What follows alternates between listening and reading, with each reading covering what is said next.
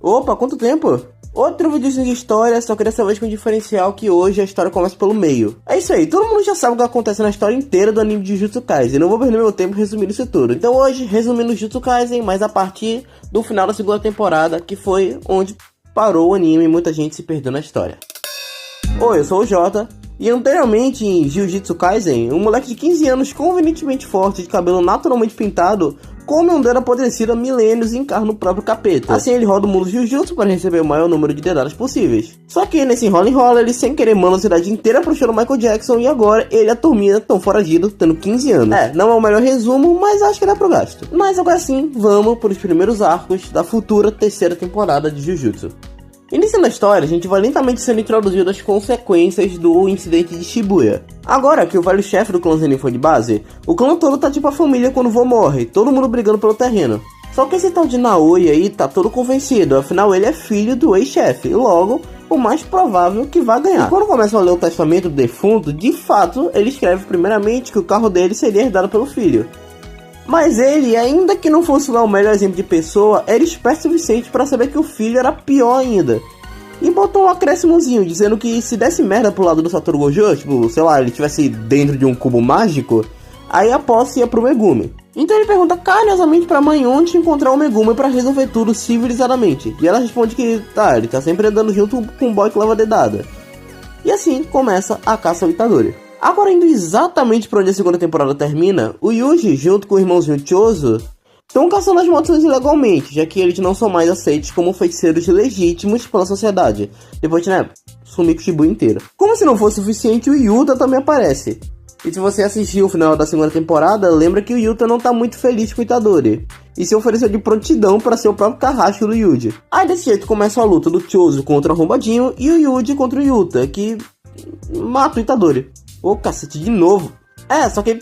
não. O Yuta de fato atravessa uma espada no coração do Yuji, mas logo em seguida usa a técnica da energia reversa para curar e ressuscitar ele. E sim, o Yuta só fingiu que tinha matado o Yuji para não quebrar o pacto que ele fez quando disse que ia matar ele. Ele só queria limpar a própria barra e a barra do Itadori. E detalhe.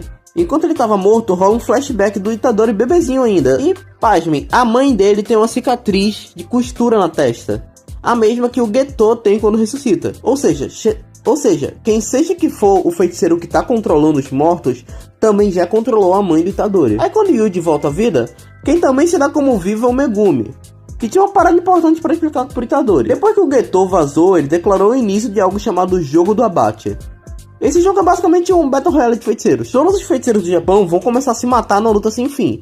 E é por isso que eles simplesmente não podem fugir ou rejeitar, já que caso isso aconteça, eles morrem.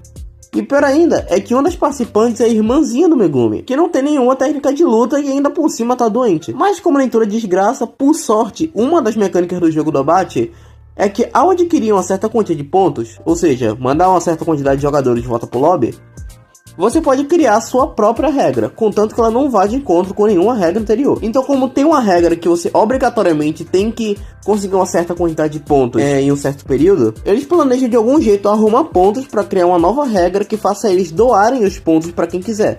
Assim vai ser entendido como se o docente tá participando do jogo mesmo sem fazer nada. Mas antes eles vão pro esconderijo que eles estão usando para mostrar um novo grupinho de protagonistas. Primeiro, o Chozo, a Yuki e meu papai do céu, a Maki, que depois de ter sido incinerada, ganhou esse visual novo, que Deus abençoe. O plano deles ir até o local onde o Tengen-sama tá, pra fazer umas perguntinhas a ele. Se não se lembra que se Tengen é aquele doido que é tipo o deus Jujutsu, que ele tem uma técnica que é imortal. As perguntas que eles querem fazer são: quem ou o que é o Noritoshi Kamo, o feiticeiro que tá controlando os mortos?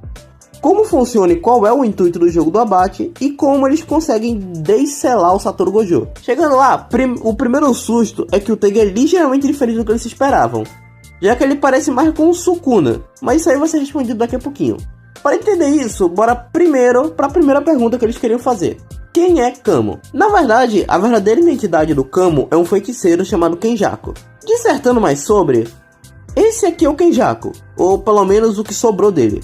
Acontece que ele é um feiticeiro muito antigo, que ele tem uma técnica bem diferentona. O poder dele é transplantar o seu cérebro para corpos sem vida, e assim ter acesso não só às memórias, mas às habilidades de quando a pessoa era viva. O que faz dele um feiticeiro milenar, já que ele não consegue morrer tão fácil. Ele tem sim uma lorezinha a mais, mas eu vou resumir e já puxar o gatilho para a segunda pergunta. o que é o jogo do abate. Então, resumindo, isso também explica o que é o Tengen. Ele é, basicamente, ou se tornou, o deus do Jujutsu. Há muito tempo ele criou umas barreiras muito doidas no Japão para concentrar a energia amaldiçoada lá. O que depois de muito tempo fez ele ser basicamente onipresente lá dentro. A técnica do Tengen permite ele ser imortal, mas continua envelhecendo. Só que ele já tá tão velho que a energia amaldiçoada tá modificando o corpo dele para criar uma criatura cada vez mais transcendente, eu sei lá como falar isso. Em outras palavras, ele tá aos poucos virando a maldição. E adivinha quem consegue consumir maldição?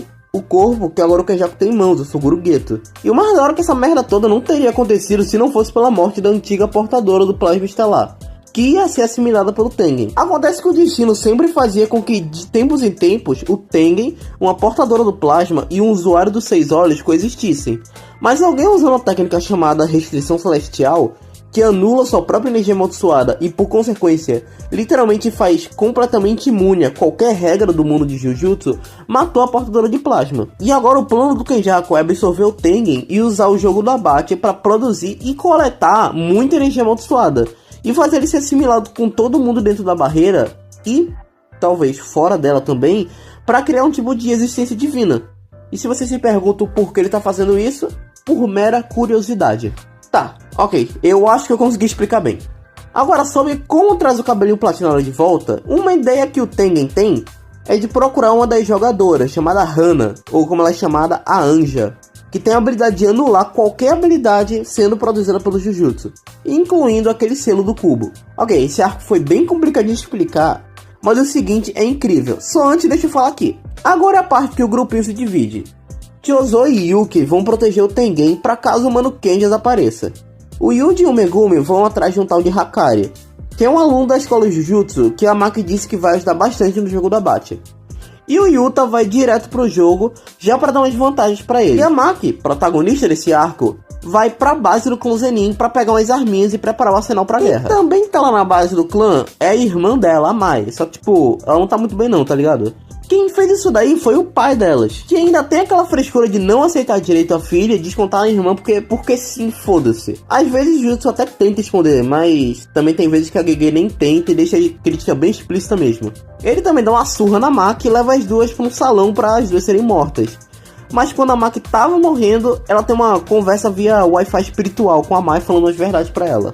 O motivo das duas serem vistas com olhares estranhos é que no mundo de Jujutsu, o motivo de gêmeos serem um mau sinal é porque um dos gêmeos sempre nasce fraco e o outro forte, como se um tivesse roubado o poder do outro. E acredite se quiser, a Maki foi quem nasceu a mais fraca. Então a Mai se sacrifica para despertar a verdadeira força da irmã, e usa os últimos esforços dela para usar a técnica de construção e dar nada mais nada menos do que uma réplica da espada do Toji para Maki. Ah, e sobre a verdadeira habilidade da Maki, lembra de quando eu falei que o Toji tinha uma técnica roubadíssima chamada de restrição celestial? Pois é, essa também é a técnica da Maki. Meus amigos, nesse momento foi criado o Cinema 2. E eu nem vou me preocupar em resumir essa parte, porque é simplesmente o clã Zenin inteiro indo pra cima da Maki, que nem sua para editar dezenas de feiticeiros experientes na porrada e ainda anda vazando. Não, cacete, ainda vaza andando, minha dicção tá incrível hoje. E por fim, o último arco que eu vou dar uma pressinha pra resumir, porque tem muita coisa que não faz tanta diferença, mas não necessariamente tô dizendo que o arco é ruim, pelo contrário, é um arco muito da hora, é de uma missão stealth, com o Yuji e o Megumi indo recrutar o Hakari. E descobrindo que ele é ninguém mais, ninguém menos que o próprio dono da Blaze. Ok, brincadeiras à parte, ele mexe com essas coisas de aposta. É por isso que ele tá afastado da sociedade de Jujutsu. Porém, ele é deveras forte, vocês vão ver isso nas lutas dele. Mas por enquanto esse arco não tem muita luta. Só uma lutinha contra a Kirara, que tem um poderzinho bem complexo que eu vou tentar fazer um vídeo só pra explicar ele. E uma mini luta do Yuji contra o Hakari. Depois desse arco, o Hakari, a Kirara e o Panda são recrutados para o jogo do abate. E assim eles partem em direção à zona de batalha mais próxima deles. Mas isso daí é assunto só para parte 2 do vídeo. Deixa o like e se inscreve.